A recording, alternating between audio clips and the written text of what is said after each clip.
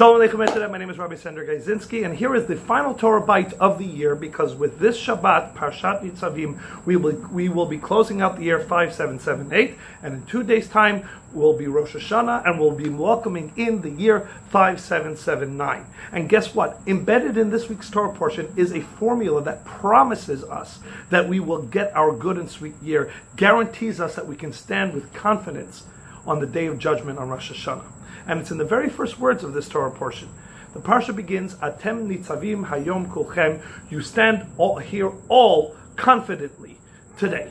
And this is Moshe Rabbeinu talking on the cusp of entering the land of Israel. He knows he is saying goodbye to the Jewish people, and Joshua will take over, and he is telling them that you can stand with confidence as you will be entering into the land of Israel with God at your side.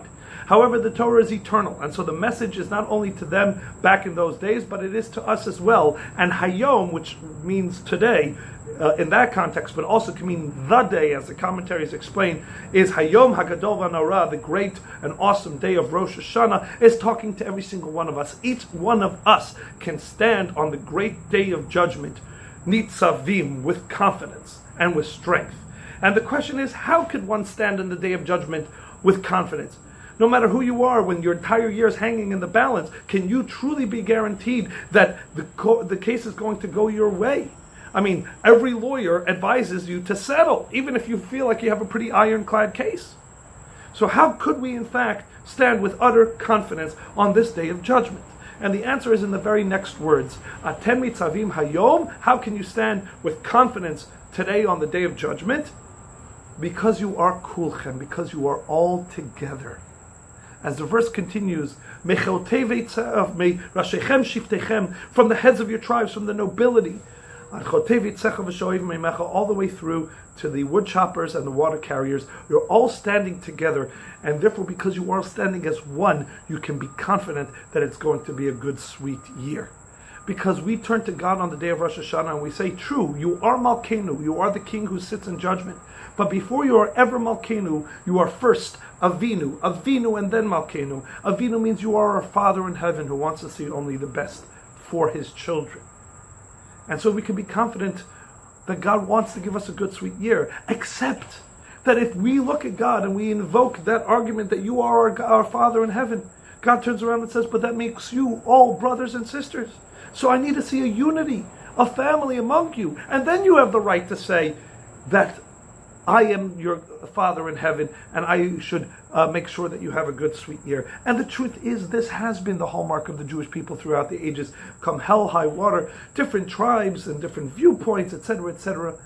We are still one family. It could be Reuven, Shimon, Levi, Yehuda, 12 different tribes, or it could be Hasidim and Litvish and Orthodox and Reform and Conservative and Ashkenazim and Sephardim, and still we feel as family. That's the hallmark of the Jewish people throughout the ages. And the story took place with me a couple of years ago that I would like to share that really helps illustrate this point.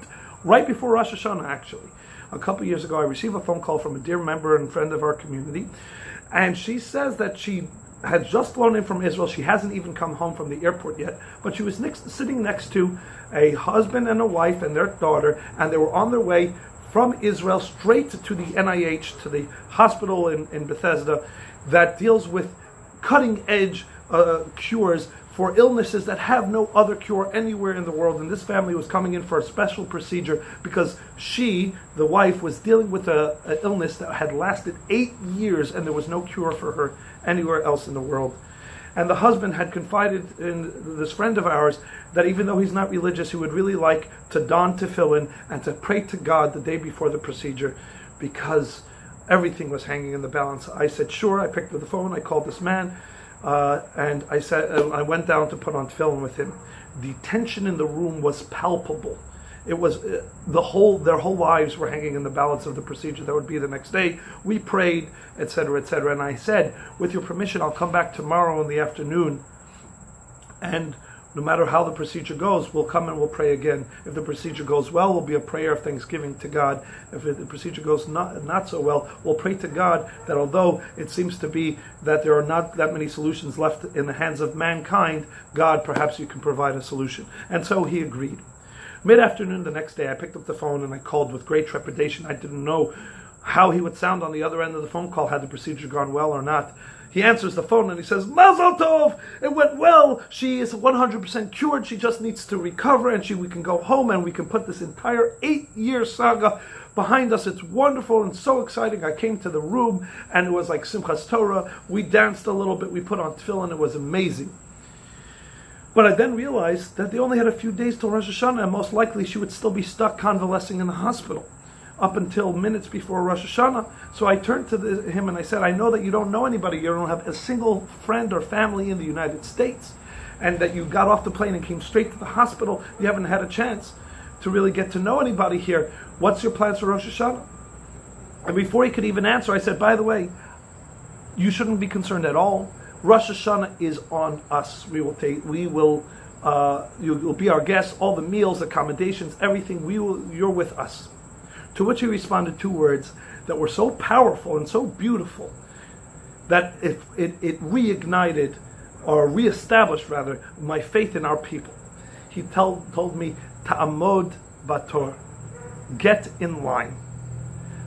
Because I was number 4 of people that had offered him and his family accommodations for Rosh Hashanah. Mind you, there was not a single person they knew prior to them getting off that plane here in the United States. And somehow in the span of these 2 or 3 days where they were stuck in a hospital, they had already met 4 other Jewish families or people that had immediately offered to host them for Yom Tov. Because we are all one family. And we all know it deep down, or sometimes not even so deep down, right there on the surface. The bottom line is, in this era of strife and argument and rancorous debate and everybody vilifying the other side and such terrible disunity all in the society around us, let us remind ourselves that on this day of Rosh Hashanah, the hallmark of our people is the unity, and that unity will grant us a good and sweet year. So at this moment, I'd like to extend to all of you to know that services at Chabad of Bethesda are free and open to everybody. If you'd like to join, if you need a meal, if you need a place to hear the shofar, if you need somebody to come and visit you to blow the shofar, please let us know. And I want to wish you, for the final time this year, Shabbat Shalom and a Shana Tova.